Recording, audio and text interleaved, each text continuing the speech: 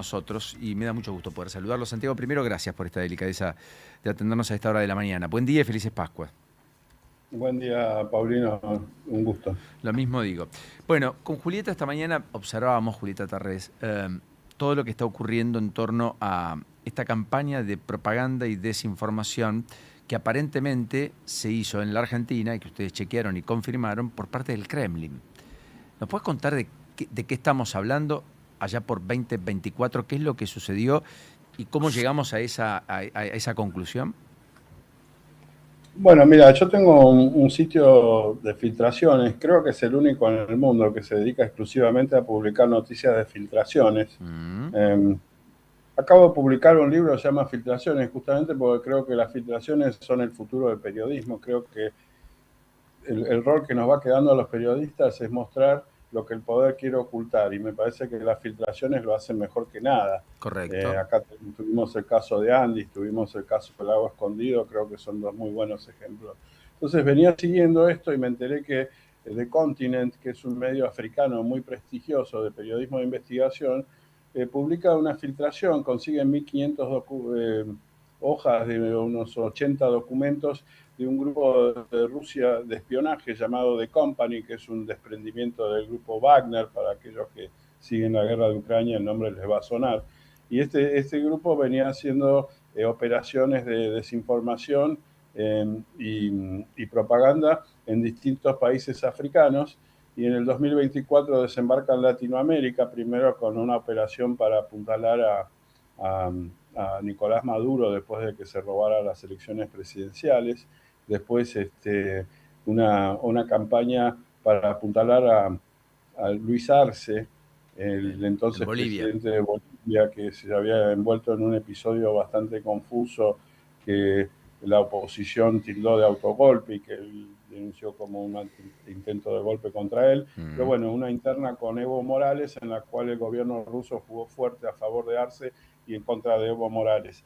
Y más o menos al mismo tiempo, en el 2024, para que tus oyentes más o menos se pongan en contexto, esto era en un momento en el cual Argentina y como Estados Unidos estaba gobernado por Biden, y era, digamos, un firme defensor del gobierno de Ucrania en la guerra con Rusia, y Argentina, por supuesto, con Milei se había alineado con Estados Unidos, entonces era casi el mejor amigo de, de Ucrania. El presidente ucraniano Zelensky había venido A la a la Asunción. Argentina Claro. a la asunción de Milei, Correcto. y Milei también era una figura internacional que realmente había tomado un vuelo muy alto. Realmente yo tuve la oportunidad de trabajar en el Washington Post, viví mucho tiempo en Estados Unidos, y te puedo asegurar, Paulino, que ni con Menem ni con Macri nunca la Argentina tuvo el nivel de exposición desde el gobierno de Perón, desde el primer y segundo gobierno de Perón,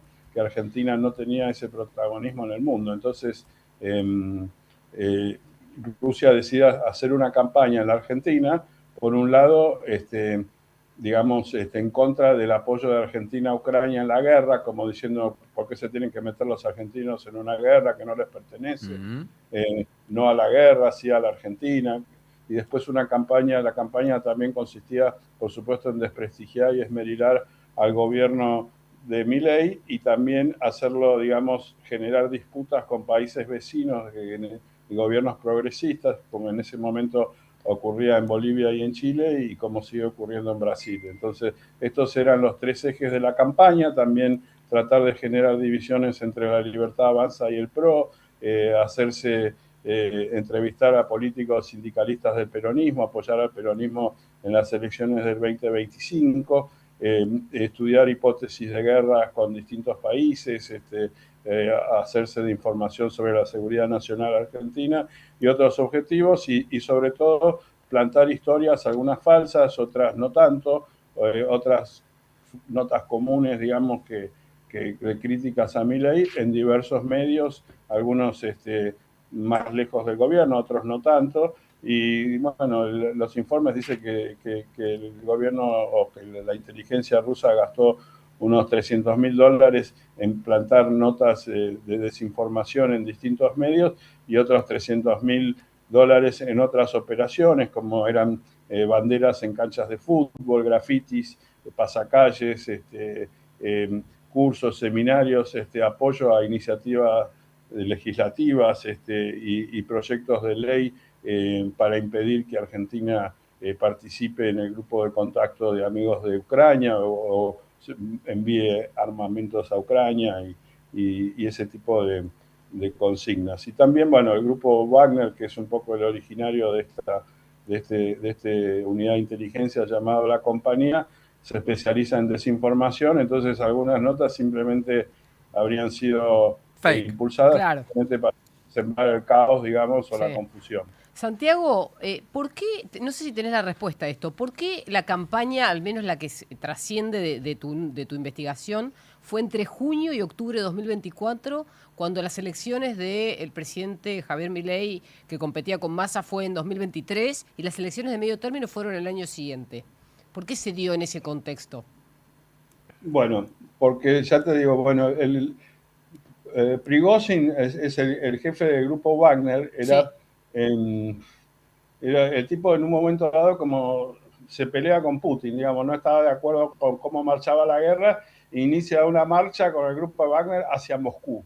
Esa marcha se detiene en algún momento y Prigozhin muere en un accidente de avión justo cuando se acaba de rendir, ¿no? Me O sea, acuerdo, después sí. podemos opinar, qué sé yo. Sí. Entonces, ¿qué es lo que pasa? Claro. Esto es en 2023. Entonces, a fines de 2023, el grupo Wagner pasa a ser, y esto lo muestran los documentos, ¿no? Pasa a operar directamente para el Kremlin.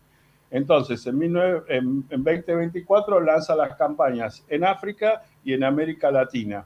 ¿Qué es lo que pasa a fines de 2024? En enero de 25 asume Trump y cambia la política exterior de Estados Unidos y por lo tanto cambia la política exterior argentina, que deja de ser pro-Ucrania. Entonces, como Argentina deja de apoyar a Ucrania, Rusia da por terminada la campaña y supongo que envió a estos espías a otros lugares que le interesaban más en ese momento. Por eso la campaña se desarrolla en el 2024, que es el año en que Argentina apoyaba con más fuerza a Ucrania en la guerra. O sea, era la agenda de ellos, no la agenda nuestra. No importaba lo que pasara acá, sino ir en contra de lo que decía el presidente en función del enemigo, que en este caso tenía Rusia.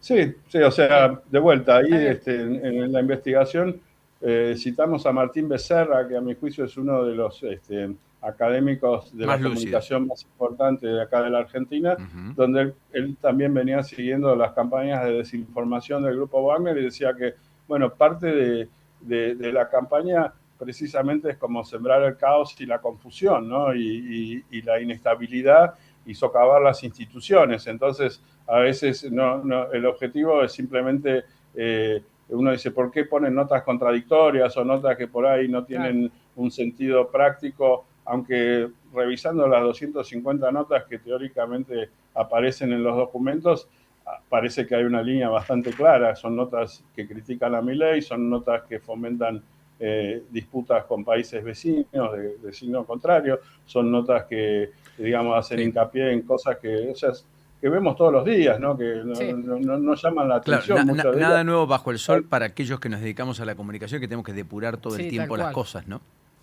Claro, lo raro es que muchas de esas notas llevan firmas falsas, llevan firmas de personas creadas por inteligencia artificial. Correcto. Y las que no llevan firmas, los editores no pueden explicar quién se las dio, por qué las compraron, por qué las ponen. Digo, creo que habla también un poco este tema, no solo de la penetración extranjera. O sea, a mí me tocó hace 10 años escribir ArgenLeaks y tenía, digamos, fue el primero en publicar los cables de Julian Assange acá en la Argentina, mostrando cómo la inteligencia de Estados Unidos también operaba acá en la Argentina a través de la embajada de Estados Unidos. O sea, no es novedoso que los servicios de inteligencia operen en países y no tengo duda que los servicios chinos, franceses, ingleses, iraníes están operando acá en la Argentina. Lo que es raro, y vos, Paulino, sos un experto en esto, y disculpame que te tutee, no te conozco, pero bueno.